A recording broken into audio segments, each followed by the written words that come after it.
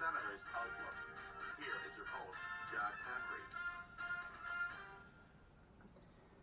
Hello everybody, this is Jack from the Ottawa Senators Outlook, and this is the Ketchup episode for the Sabres and the Islanders game. So, unfortunately, both games resulted in losses, and now we're 3-4, sitting at 7th in the Atlantic Division, tied for Buffalo in last. So, the Buffalo Sabres won 6-4 of the Ottawa Senators. They were up 2-0 after the first, 5-1 after the second, and then the Sens tried to make a little cute comeback. They're down 5-4, and then the Sabres put in the empty netter to steal the game away. So, for Buffalo, Tage Thompson had 2 goals, Jeff Skinner had 2 goals, Gergensons had a goal, and then Alex Tuch had a goal. And for Ottawa, the goals were scored by Vladimir Tarasenko, Matthew Joseph, Josh Norris, and Jacob Chikrin.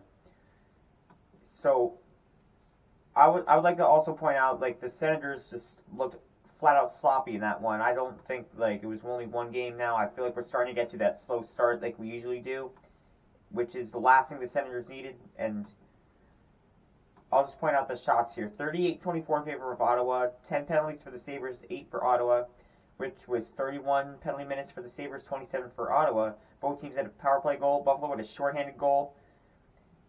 UPL, who won the game, his first game of the season, 34 saves, and Ottawa had 18 saves.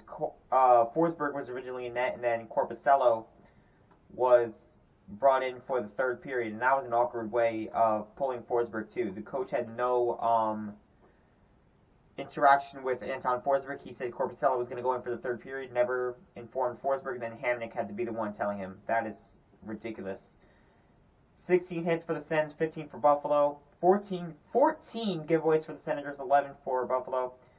However, 5 takeaways for the Sens, 3 for Buffalo, and then the face-offs won 38-29 in favor of the Ottawa Senators.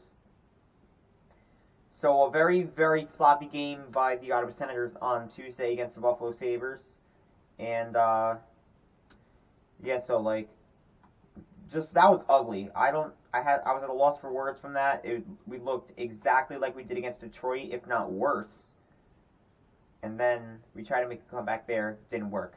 And now on Thursday, we played the New York Islanders, one of our few road games to start off the season, and the Islanders won the game 3-2. It was actually a much better game from the Senators, but again, they couldn't finish on anything, and just a very rough start to this game as well. It was 2-0 after the first period in favor of the Islanders. After the second, though, the Senators tied it with 2, and then the third period, the Islanders had a goal to seal the game away. Ilya Sorokin was in net for this game for the New York Islanders, and he saved 45 out of 47. He had a phenomenal night. And then I believe Korpisalo was in net for the Ottawa Senators. He saved 35 of 38. This was by far Jonas Korpisalo's best game all season. Both goals were scored by Jacob Chikrin and Claude Giroux for the Ottawa Senators, and for the Islanders, Cal Clutterbuck had a goal. Out of all people for the New York Islanders, Cal Clutterbuck had a goal, Bo Horvat had a goal, and then Noah Dobson had a goal.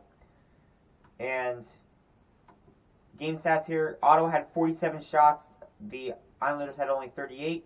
9 penalties for the Islanders, 6 for Ottawa, 15 penalty minutes for the Senators, and 21 for the Islanders. Both teams had a power play goal, and as I just said a couple seconds ago, Sorokin 45 saves, Korpisalo 35. The Islanders had 22 hits, the Ottawa Senators had only 10. 12 giveaways for the Senators, 11 for the Islanders, 4 takeaways for the Ottawa Senators, and 12 for the New York Islanders. Faceoffs won 35-32 in favor of the Ottawa Senators. A couple game notes from the Islanders game. Thomas Chabot got injured with a fractured hand. He is out 4 to 6 weeks. He's put on the LTIR.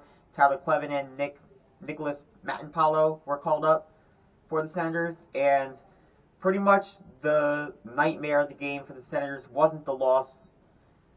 And I don't even think any of the losses were the big nightmare. It was Eric Brandstrom's devastating concussion injury that took place on Thursday against the New York Islanders. It was a very devastating injury. Unfortunately, though, I do have to say it looked like a clean hit.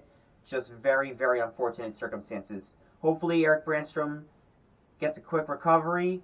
And obviously, Clutterbuck yesterday came out with a statement or whatever, and he felt bad for Brandstrom himself, and that was a very That's very classy from Clutterbuck, by the way. But in all seriousness, I think we're all hoping for the best for Eric Brandstrom. That was a very devastating injury. He was taken to Northwell Hospital later that evening. DJ Smith was there overnight. They did a few tests, a couple x-rays or whatnot. He did multiple tests, and they revealed that he had a concussion, and he was taken back to Ottawa. He's out indefinitely. So hopefully he will be back sooner rather than later. And talking about seeing you later, I will be posting a Pittsburgh Penguins preview. Very, very significant game, because there have been a lot of rumors lately saying that this game could very well be the last for DJ Smith and Pierre Dorion if they fall short. There are rumors about this, because the next game after this is on Thursday against the Los Angeles Kings. So we'll see what happens here. This is going to be a very interesting game. A lot is on the line, I would say, for both of these teams, because the Pittsburgh Penguins aren't having the start they want to. They're also 3-4 like the Ottawa Senators, but I'll have more on that in the preview video. So like and subscribe. This is Jack the Ottawa Senators Elk, and go Sens go.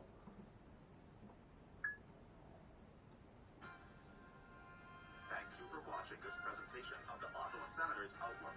For more of this podcast, click on the videos on the left, and subscribe by clicking on the icon on the right. Thank you.